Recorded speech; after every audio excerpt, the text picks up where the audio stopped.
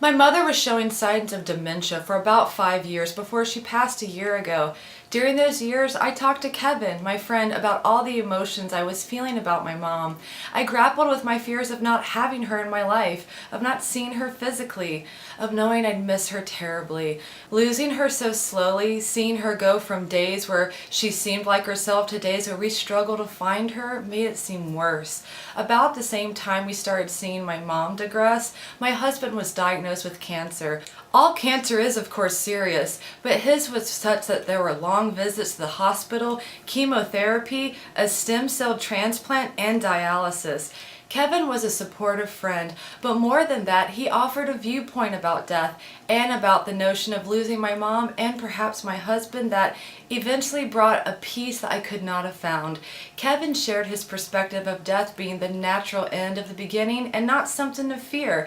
I have shared my altered view of life's end with my 20-something children, and I am hopeful that they will consider death as something to not run from, but face. And when it's my time, I hope they will be happy that they had me as a mom, then let me go without a long bout of self-questioning, guilt, or internal struggle to do what's right for them and for me. Kevin's spirit and the inherent message of wishes to die for are a great resource of courage and comfort.